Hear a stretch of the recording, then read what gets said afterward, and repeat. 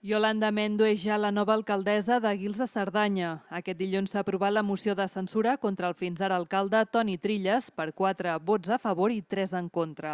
La primera edil és regidora de Junts, filla de l'històric alcalde i també regidor Josep Mendo, la qual ocupava el número 3 en les darreres eleccions municipals. La nova alcaldessa ha obtingut el suport de Javier Maldonado, del partit independent Escoltem Guils, que fins ara havia pactat amb Trilles i l'equip d'Unim Guils vinculat a Esquerra Republicana. Mendo acusa de mala gestió el fins ara equip de govern, tant en qüestions econòmiques com en el tracte a diversos treballadors municipals. Ha argumentat que l'Ajuntament està bloquejat per la falta de secretari i ha acusat el govern sortint d'una despesa desorbitada. S'ha donat per la mala gestió i per el tracte envers els treballadors. La secretària la que fa la baixa, per un llarg procés, està clar que ha quedat tot paralitzat. Factures, pagos de nòmines, el registre civil, tot ha quedat bloquejat.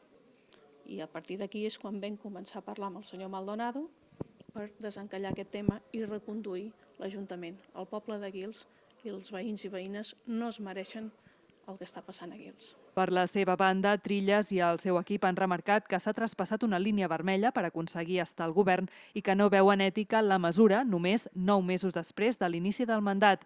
A més, l'equip de Trilles ha remarcat que el pacte que els ha tret del govern ja estava establert l'octubre passat, quan Maldonado va votar en contra dels pressupostos municipals. Que respon a una maniobra per, primer, fer entrar la que anava de número 3 al capdavant de l'Ajuntament, la filla de l'anterior alcalde, i després la resposta a tota la feina que s'estava fent durant aquests 9 mesos. Nosaltres hem entrat, com us he dit, s'ha fet moltíssima feina, la gent estava a gust, la gent venia a les festes i creiem que ha sigut això el que ha motivat, de dir que veien que si en 3 anys més es seguia consolidant aquest projecte, doncs que seria molt difícil combatre-ho.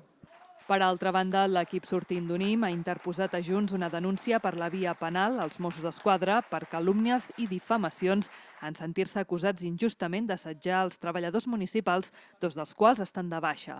El ple s'ha celebrat en una sala plena de veïns dividits en 2 bàndols i hi ha hagut moments de tensió entre els assistents.